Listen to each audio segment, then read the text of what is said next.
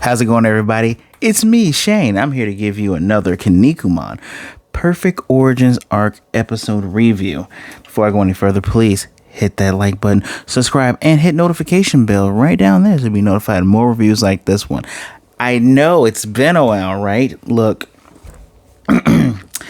after I had myself taken care of, you guys saw I came out with the Kinnikuman videos. And then I'm just like, yeah, I'm ready to go. It's just time to do things. And then because I don't know which one it was, I either got a stomach flu or I got food poisoning. Either way it goes, I could not leave the bathroom. So I'm here. I'm better. I feel like 99% better. Mostly because my voice is going out right now. But I feel great. I feel good. I haven't forgotten about you guys. Quick little update here, especially for those of you who are regulars here. October's when all the good stuff's coming in. So for the September, I'm trying to do a little bit of catch up on things I should have done before. The Kinnikuman reviews will continue. And thank you to those of you who are new here who actually tuned in and watched those videos. I appreciate all of you. As a matter of fact, there was a couple of things that I wanted to address, especially from the comments. But there was one comment where someone said, why do people call him Kinnikuman when everybody's man? It's Terry Man, it's Buffalo Man, it's this man, that man. Actually, he is called Kinnikuman. I think mostly because there's Kinnikuman like soy sauce, but several characters do have different names, even though it looks like man. It's actually Mon. As a matter of fact, we run into the character with the perfect large numbers. His name's Turboman. That was Turboman. I thought, oh, that's just a typo because, my God, Netflix, the way that you guys do anime is just trash. But I'll get to that in a minute. But no, it's Turboman. So Kinnikuman, Turboman, Terry Man, even though I just call him Terry, even though I think Terry is just his son, but I call him Terry because my phone likes to autocorrect it to gerrymandering, something totally different. So here, the Devil Chojin Army. This is episode 4, right? Which is Akuma Chojin Army, right? And remember those 5 hooded figures that showed up, and Geronimo was like, "Who are you guys?" And they all fly through the tunnels. These are callbacks from the first part of Kinnikuman. The Perfect Origin Arc, this is actually starting from the 2011, not reboot, but continuation. So this is a continuation. So if things seem kind of off, if some of these cameos, you're like, who the hell are these people? They kind of help you out with that too, which I'm actually really thankful, which indeed is very wrestling. And I realize why I like and don't like some of this stuff, because it is very wrestling. And I love wrestling, right? But you're not gonna like everything, right? You know, some people like the Judgment Day. Some people like the House of Black. Some people like spooky, funny stuff like Decay in their wrestling. Some people just want to just flat out, we're fighting. It's a cavalcade. It's all subjective. There's something for everybody. So let's talk about these matchups, right? And at least for this one and then the next episode review, I'm almost play by play, almost trying to get back in my groove, right? So we have Atlantis versus Marlin Man. Atlantis, who I like to call Kamen Rider Amazon, because look it up, he's literally Amazon. Yeah. Besides, you know, the creature from the Black Lagoon, but no, that's Kamen Rider Amazon. Especially given the time period of this show, yeah, it matches up. Marlin Man is obviously Marlin. You have Stecasse-King. I call him Stecasse Man. Stecasse-King, who is a tape player. For those of you who are young and don't know what tape players are, or should I say cassette players, you would take these things called cassettes and put them in. You close it. Usually you have a Walkman. You hit play, you rewind. Back when we were trying to make music and mixtapes, we had to go to the radio, pray to God the song you want was on there, and then hit record really quickly. We're old. There's also Black Hole versus Dalmatian Man. I hate the dog, and I'm a dog person. I love dogs, but I hate this character. Grates my damn nerves. And then you have Mr. Common versus Crush Man, which Mr. Common, as you Probably couldn't guess, until I get some images up here. He's Egyptian thing bad guy, which his voice actor is a familiar favorite of ours, but we'll get to that soon. Why is it though? Anytime people do Egyptian stuff, they don't do the right skin tone. Like you all do know, like they're brown, right? Like they're brown. That's Northern Africa. If anybody tries to tell you that Egypt is in Northern Africa, they're idiots. I'm just flat out, they're idiots. I digress. Mr. Kama is fighting Crush Man, who is my second most hated of the perfect large numbers, because he's literally just... He looks like a foot soldier mixed with a rejected He-Man villain. Just straight up. Like, if you took those arms off of him, he might look kind of cool. I like the color scheme of him, but he's annoying as well for me. And then you have Mr. Mountain versus Budo, or The Mountain. I call him Mr. Mountain versus Budo. And him being introduced is so stupidly funny, because... I'm skipping ahead because I probably don't remember putting this in my notes.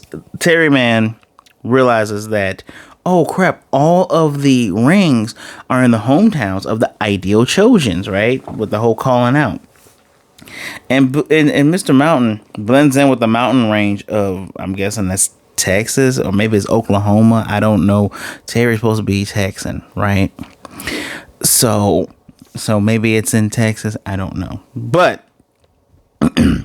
But I digress. Mr. Mountain kind of blend in, and then Budo's like, I know you're there, the mountain. And he comes in, does mountain drop, and just drops and lays on him. It's kind of funny. I call him Mr. Mountain because he looks like Mr. Karate. He looks like he has a karate gi, right? So Kinnikuman is of course fighting Peekaboo, who I call him Baby Man in my notes, but his name's Peekaboo. Yeah, we'll get to that in a second. So the first battle that we're gonna not the first battle, but let's talk about the leading up to it, right? You have Buffalo Man shows up, and of course Terry Man's like, yeah, and him and Geronimo's like, yeah, it's because the idol Chojin couldn't get out, you called the Akuma Chojin, and you guys are helping us out. Yeah, brother. Smacked away his hand. Spring Man, his old partner, who actually, when they do the recap of the tag team move they did, they beat up fake E Honda, his sumo wrestler guy.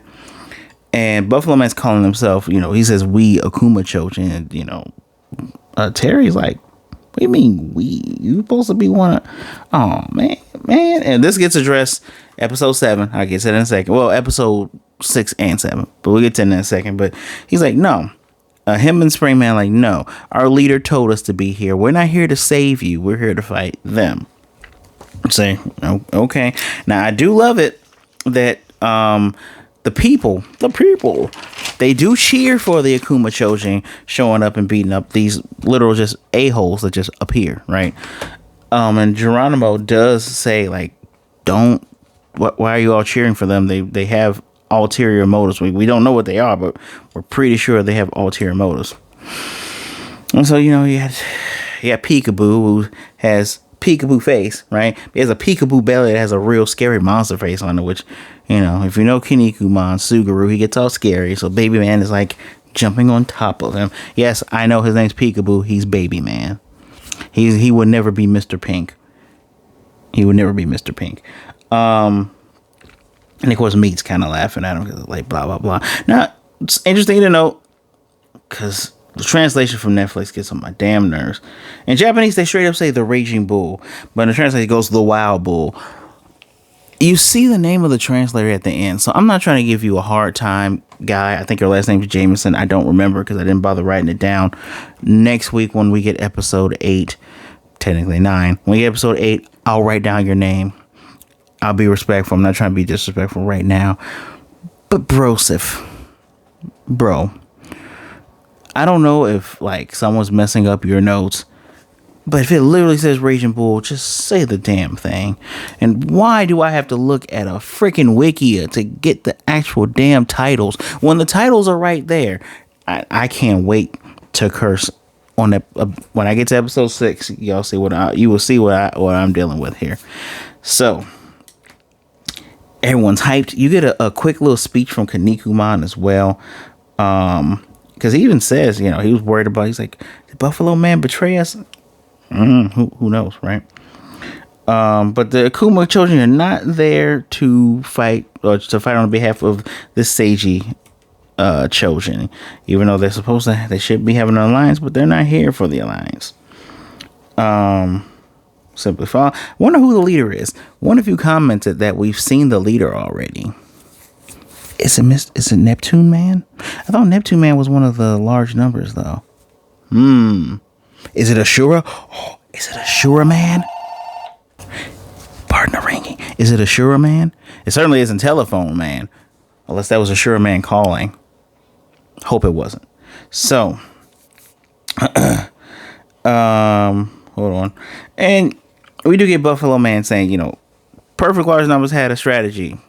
Kind of got you guys. So now we have a strategy, which was leading into the whole where the different rings are, right? And of course, you got folks talking about the Akuma Chojin are inferior. Now, when we get to Stecasse-King, who, like, his legs are like headphones. So he does like this music thing. It's blowing up dude's ears, Turboman's ears. And I love the cut in. I love the announcer telling us who Stecasse-King is, telling us who the Akuma Chojin that we should have known already are. And Stecasse-King can max music in your head and make your head explode. He has a miracle backpack that has cassette tapes, which of various Chojin that he can turn into. He is kind of cool. If I was a kid, that would probably be the toy I would get, right? The Machine Chojin. He gets this rock song and Turboman. This is the first fight. Is this myself? And we get, you know, I'm gonna tell you the stats for Stecasse-King, or I'm just Cassette Man right now. Cassette Man, and I didn't do my ratios because I am from the United States. We don't do centimeters and kilograms. What is this? What is this devil magic here? Cassette Man here is goddamn 214 centimeters, which is 7 foot tall. And I'm just going to get a separate thing just so I can get the 700 kilograms to pounds. This dude's 154 pounds. That's a big tape player. Not too heavy. I'm pretty sure most people can pick that up. But he's pretty skinny, pretty lithe, right? He has skinny arms, skinny legs. His special technique is, of course, called the Devil's Symphony. You know, his headphones will end you. That's what the cut-in says. Oh, and his power is 2,500,000. So he's pretty damn strong.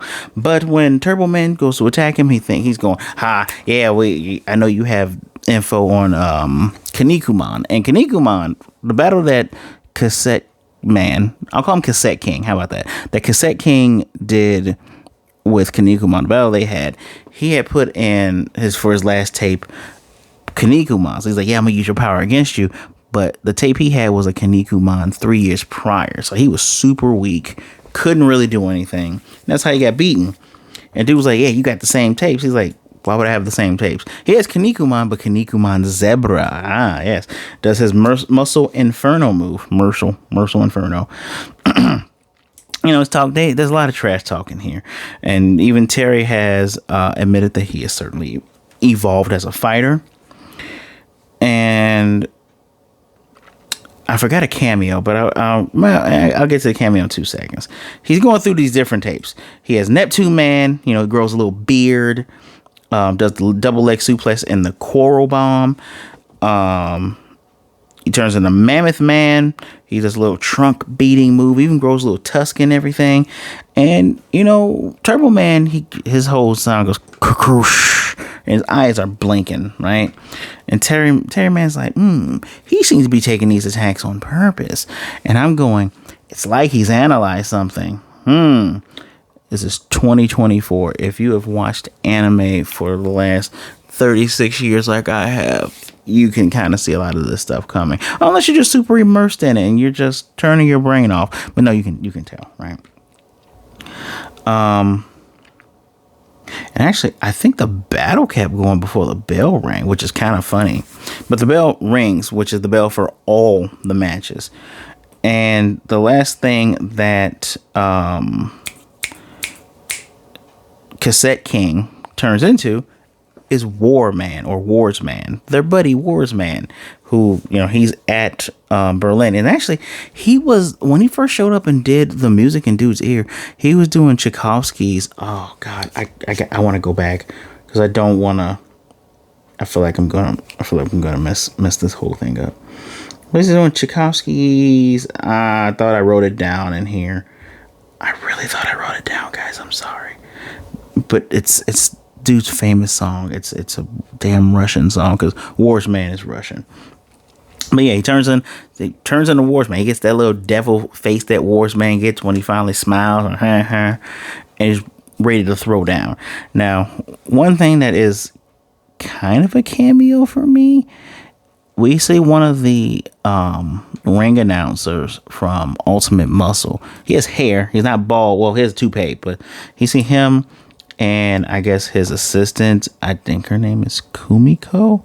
They're both like chowing down on these beef bowls before Buffalo Man comes and takes their chairs, because they're not going to stand and watch the Titantrons. They're going to sit down.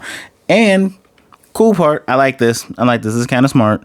You know, they're all fighting across the world, right? How can they all see? Well, you have these Titantrons. Every Titantron is connected to one another and they can hear each other. I can appreciate that. It makes sense. It's as opposed to going, man, I sure hope their battle's going all right. Then, oh, okay, well, we can only show you 1 feed at a time.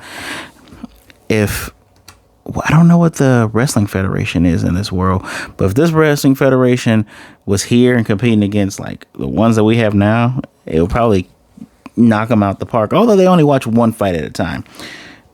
I digress. Since this is like, you get cameos, you get people that are from the past. I'm sure this is for people who've seen this stuff, right? I'm willing to give this a low 4 out of 5, only because I'm not super connected with it, but I like the variety of these characters. I like how they all showed up. You have Mr. Common, who's the voice, whose voice actor is Inosuke, which I don't want to disrespect that gentleman. So hold on 1 second. Hold on. Wait, no, don't say anything. Act like this isn't going on. Yoshisugu Matsuoka. Instantly you can tell it's him, even with because his laugh is maki. It's obviously you, Inosuke. Quit playing around. He comes in, bites the dude's neck. You have already mentioned Black Hole, just he's just there. But yeah, I like how Common just came in and just bit him. Common, not Common the rapper, Common. But yeah, this gets a low 4 out of 5. It goes super hard in the cameos and the callbacks, but I appreciate them explaining who some of these people are, right? And it's nice. So let me know what you thought. Stay tuned. You're gonna get one of these every day this week. What's if I can get this out the same day I've done this, you'll get one all the way up until Friday, but let's aim for Saturday, all the way up until Saturday. Well, guys, let me know what you think. I got 3 more, so don't fret. You'll see the next one tomorrow. Please leave a like, leave a comment, subscribe if you haven't, and hit the notification bell so you can be notified of more reviews like this one. Thanks for staying around. I appreciate all of you. Please be good, be blessed. Wash them hands, drink some water. If it's hot wherever you are, like it's boiling around here, take care. All right, check in on your loved ones. And all around, be good to yourself, be good to others. Either way it goes, don't be a jerk. All right? If you're feeling down and out, reach out to someone. There are people out there that care about you, that love you. I'm sure that everyone would rather, talk to you today than to miss you and mourn you tomorrow. So reach out to someone. My social media is in the description below. As a matter of fact, my Patreon is down there. So if you want to help me build this channel, build up my setup and everything, whatever you can give is much appreciated. All right. Until next time, we're going to muscle on through. Kya, kya, kya, kya, kya.